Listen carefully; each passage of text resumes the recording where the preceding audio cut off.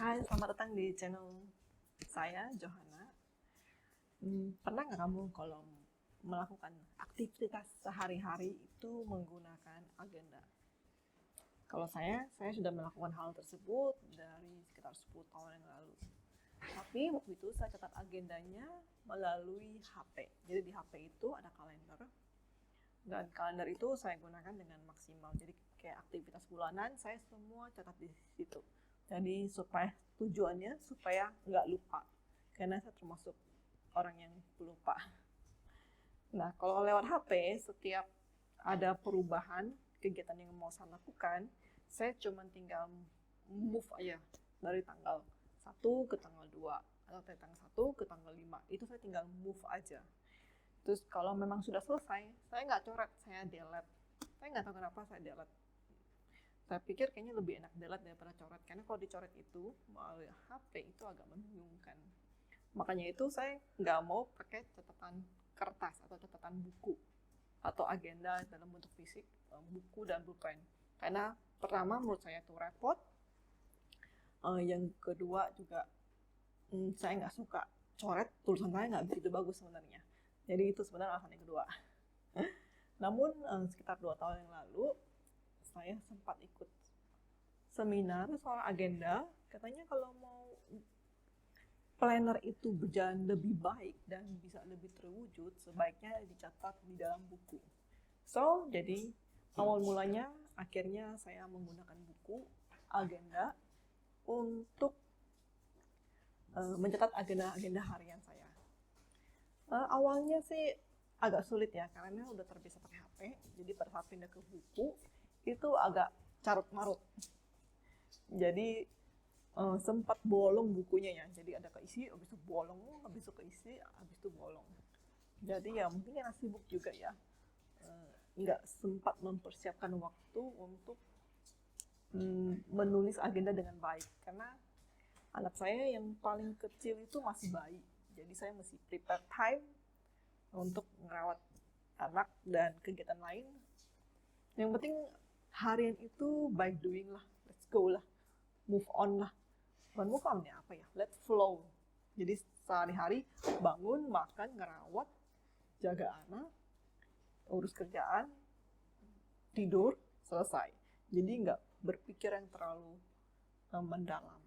Cuman pada saat mulai start agenda lagi dan sering nonton video-video khusus tentang seperti motivation, ya mungkin terlalu dalam juga kalian nonton videonya. Akhirnya ada kayak dreams yang ingin diwujudkan.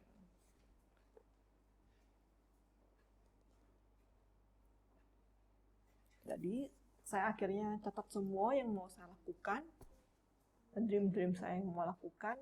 Maksudnya tujuannya supaya saya mau wujudkan hal tersebut, saya catat di dalam buku tersebut. Kapan harus terwujud, kapan harus dilakukan, dan eksekusilah ibaratnya seperti itu. Walaupun sebenarnya nggak mudah. Akan berbeda jika waktu itu saya masih single. Itu mungkin akan lebih mudah bagi saya untuk achieve kegiatan sehari-hari. Cuman karena sudah punya 3 anak, dan saya nggak mau lepas mereka. Saya mau ngerawat mereka dalam genggaman saya. Jadi itu yang cukup memakan waktu pribadi saya. So, akhirnya saya menggunakan agenda buku. Nah, ini yang terakhir, buku agenda yang saya pakai. Cuman saya kembali lagi ngerasa kok kayaknya ini jadi kurang efisien lagi.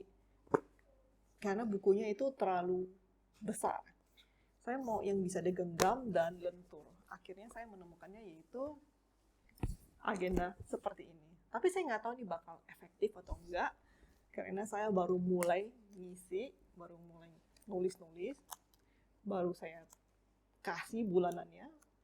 Itu tujuannya bisa digenggam dan mungkin saya bisa taruh kartu atau sedikit uang kalau mau jalan keluar.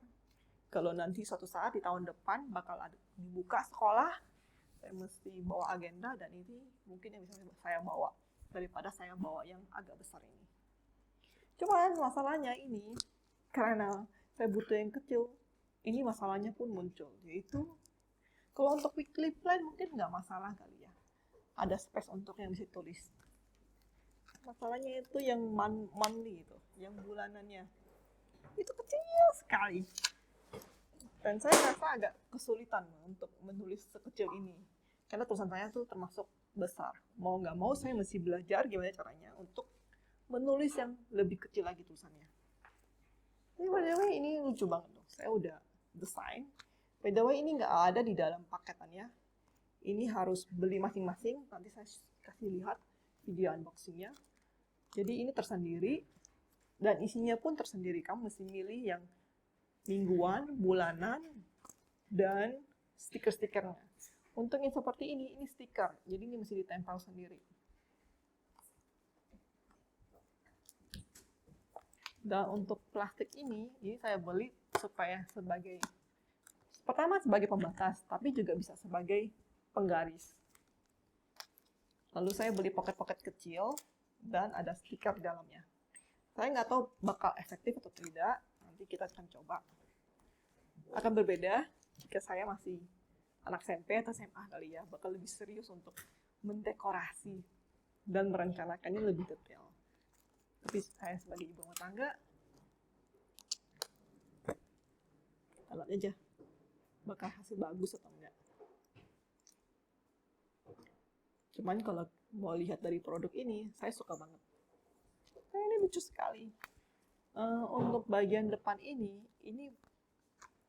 nggak ada dalam paket. Ini sebenarnya dari stikernya saya beli, dan di bagian sebelah sini itu nggak ada pembolong ya. Ini saya bolongin sendiri karena bahannya tebal, bagus. Jadi saya pakai untuk membatas, untuk jaga kertasnya biar nggak cepat rusak juga. Dan kamu lihat, ini sih lucu banget loh. Saat ini saya masih pakai yang ini, cuman karena masih belum keluar sekolah atau ke kantor, jadi ini pakai di rumah masih oke lah ya. Saya kalau bawa keluar seperti ini agak berat, karena tas saya kecil. Belakangan karena masalah pandemi, saya nggak mau bawa tas yang terlalu besar, harus bawa tas yang kecil supaya aman dari kena percikan dari virus, karena itu virusnya tuh sangat luar biasa. So, saya mau pakai tas kecil, jadi setiap berpergian saya tinggal semprot aja tas tersebut dengan antiseptik.